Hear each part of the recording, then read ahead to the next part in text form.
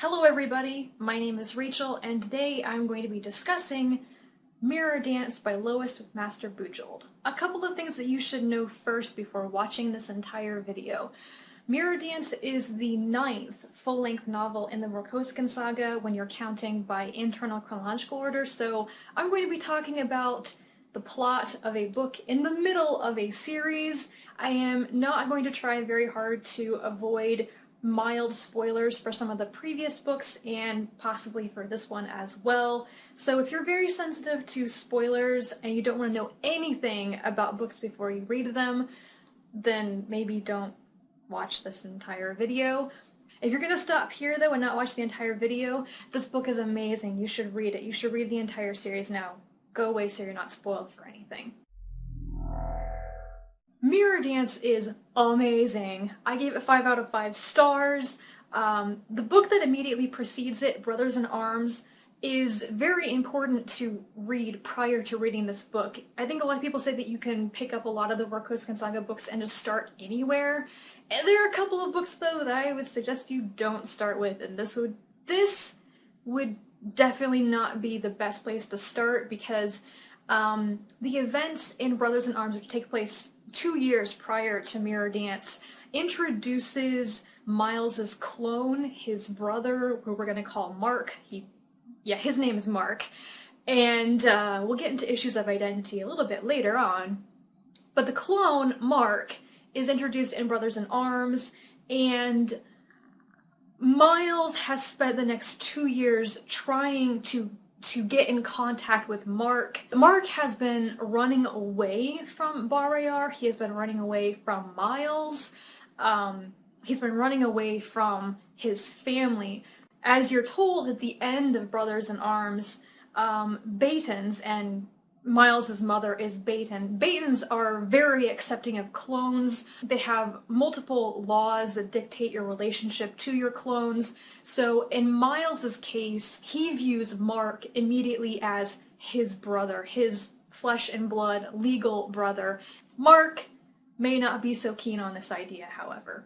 The title of Mirror Dance is a key to a lot of the themes in the book. I went into it knowing that the concepts of mirroring and identity are very important in this book, and that's why I loved it so much. It is very psychological. I think all of the Vorkosigan books are quite psychological and very much how people manipulate other people and politics and society to get things to happen. Miles's adventures are also very psychological, and their schemes, their strategies. He is a thinker, and he gets things done not because he is physically powerful, but because he's really smart. Mirror Dance is even more psychological. I would say that there really isn't that much action in the book. There are a couple of raids, some failed, some that succeed. But for the most part, the intriguing things that happen while characters are stationary and stuck, literally, within themselves, unable to escape. This book broke my heart because Mark, as Miles's clone, has been forced to assume Miles's identity and Miles's other identities, like the Admiral Naismith persona, as his own. He has been tortured and conditioned to be Miles. And in Brothers in Arms, when he is released from that obligation and he can be whoever he wants to be, he's a grown man who has no idea who he actually is. He doesn't even have his own name. That's why he's been running away. He's running away from the identity that's been handed to him as Miles's brother, as Mark Pierre Vorkosigan, and he tries at the beginning of Mirror Dance to make a grand gesture to kind of prove that he is himself, he can do his own thing, also maybe a little bit of trying to upstage his big brother, and then it fails miserably, and he's put in a position of being kind of blamed for the horrible fallout, which is that Miles disappears.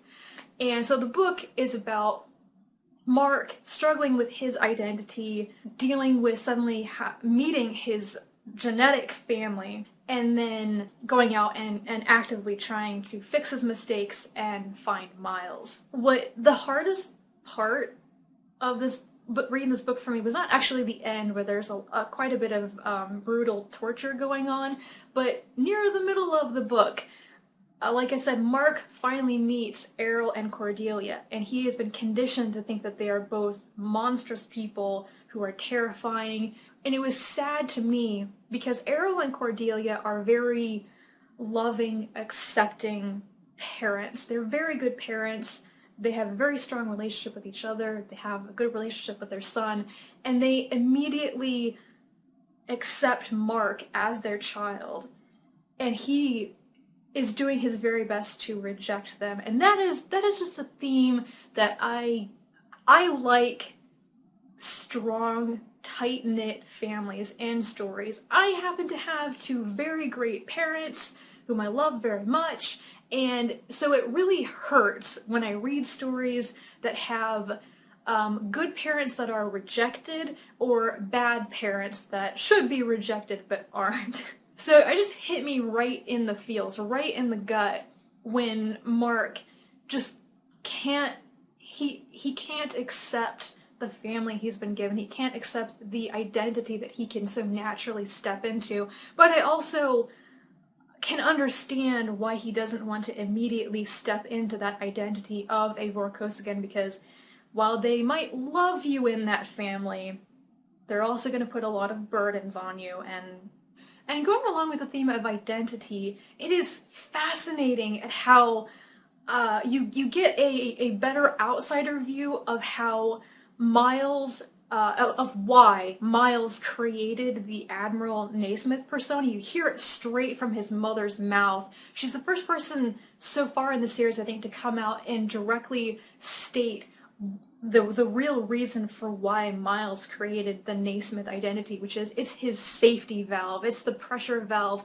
She is seriously concerned that if something happened to Naismith, Miles would destroy himself in some way. He can only escape the social and political pressures put on him as a Vorkosigan by going into this complete other identity and giving orders to thousands of people. That has to have a really terrible psychological implication right there. And Mark, he's the same kind of person as Miles.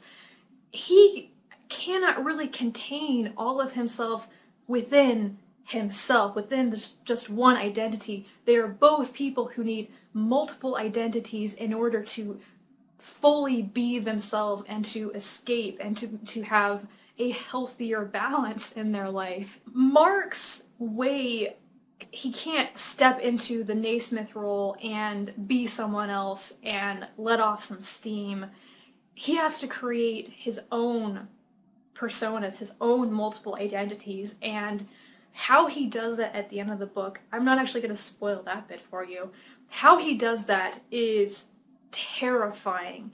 Naismith is fun, but going on an adventure with Mark's multiple identities, that is a much darker direction to go in than Miles went in. Another thing that I think is very interesting with the whole clone/twin sibling rivalry and push and pull thing is, in the real world, we're not faced with clones of ourselves yet, but there are people who have twins and who have identical twins. I myself have a twin, and my twin brother were nothing alike, but I kind of have an understanding of what it's like to have someone constantly around you who is the same age as you. You can't get more of a peer than that.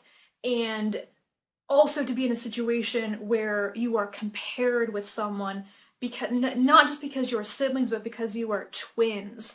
And I've had reactions in my life where I have gone, I do not want to be like my brother, but I've also had the complete opposite, which is, I wish I was more like my brother. And in Mirror Dance, to see one twin, one clone, so violently pushing away from his mirror, and then to see the other one trying to embrace his mirror, that is very interesting. But it's like taking that being a twin problematic issue and just taking it to the max with cloning and ethical issues, and then a lot of psychological torture. Overall, I think I liked this book so much because of those themes of mirroring, of being so similar to someone else, but also so very different. And the way that this book is structured, the way that it is written, you get such a different view of Miles as a person, his personality, his multiple identities, his relationships to other people, and you get a really harsh look at the inside of Mark's mind.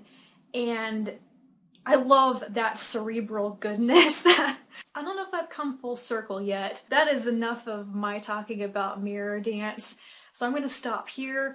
If you have read up to this point in the series, or if you want to talk about the issues in this book, let me know down in comments below, and I will talk to you guys later. Bye.